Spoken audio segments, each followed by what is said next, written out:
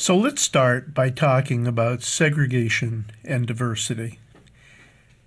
At a time when American society is becoming increasingly segregated and also diverse, there's need for leaders who can bridge differences, challenge discrimination, and create change. For example, metropolitan Detroit is a highly segregated area, but it also has small areas of diversity within it. The city is largely black, and the suburbs are mostly white, although some small areas are increasing in populations of Asian, Middle Eastern, and Latin American descent. But the important point here is that we are looking at a society which is both segregated and also diverse at the same time. Here's a picture of metropolitan Detroit. The area in blue is black. The area in brown or red is white. But within the black area, here illustrated with blue, you can see that there are small areas of other colors within it. Overall, segregated.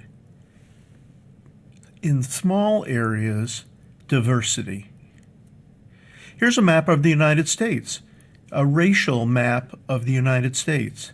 And you can see that much of the United States by this map is white, but there are other areas in the United States that are not. And what do you see here? What do you see? I see a society that is segregated.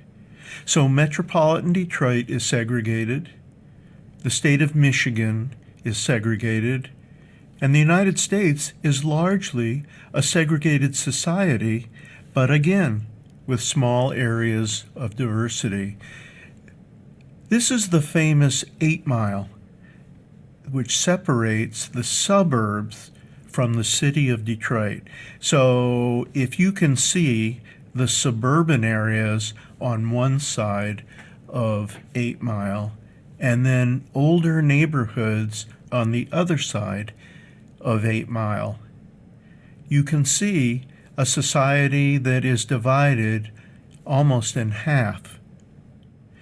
This is not just about Detroit, but rather, I would expect that in your community, wherever it might be, that you, if you look, will see areas that are separated, almost as if there were a wall.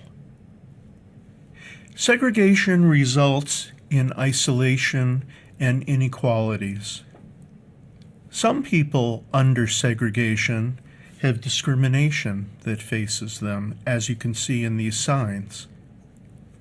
Some young people have rich resources and quality schools, while others attend schools in which toilets are broken and water leaks through the roof. In schools which are increasingly more diverse, often in the inner ring suburbs, the older inner ring suburbs, there are increasing inequalities within the school. So even though a school may be becoming more diverse, it's not unusual to find achievement gaps between one group and another, or incidents of bigotry and bullying, which violate their rights and represent social injustice. So here you see a school in one area within the metropolis, and here you see a school in another area. What do you see when you see these two pictures? Segregation is on the rise, and segregation can be correlated with activities and performances in schools. So test scores on standardized tests are rising rapidly in the suburbs, while in the city, there are some areas, as experts recently reported in Detroit, there are some areas where the students might have done better if they had guessed. Well, here's an example of people who are protesting against the desegregation of schools. They do not want black people in their schools. And here is an example of blacks and their allies organizing for social justice. These are the two images that we hope will stay with you throughout this course. There are people who are against social justice in many ways, and then there are the people who are working for social justice. That is the struggle about which this course is about. Now, diversity strengthens society, and it also intensifies inequalities. When minority students of color enroll in schools that are majority white, for example, inequalities and incidents will increase, and often the teachers are unprepared to handle sensitive situations, and administrators are unsure how to proceed. Young people want to communicate with others that are different from themselves, but segregation limits them. This generation of young people has very different attitudes toward communication with others, toward diversity, than older generations. They want to work together across their differences, but again, segregation limits them.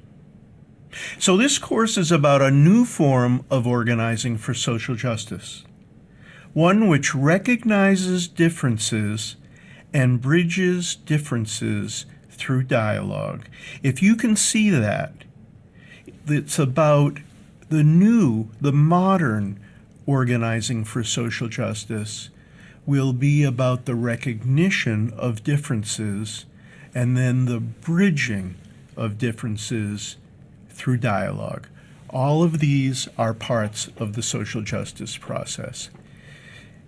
Young people have always played roles in organizing for social justice, and the new combination of segregation and diversity offers new opportunities. Young people are strategically situated, and thus they're a very good group for understanding this approach to social justice, which is our purpose here. Can you see segregation? And if so, what does it look like? Can you see segregation in your school, in your classes, in your hallways, or in the cafeteria? Does segregation have an effect on us? And if so, how? And what does diversity mean to you? When you hear the word diversity, what comes to mind? Why should we or anyone care about diversity? For example, does diversity make our education better? And if so, why?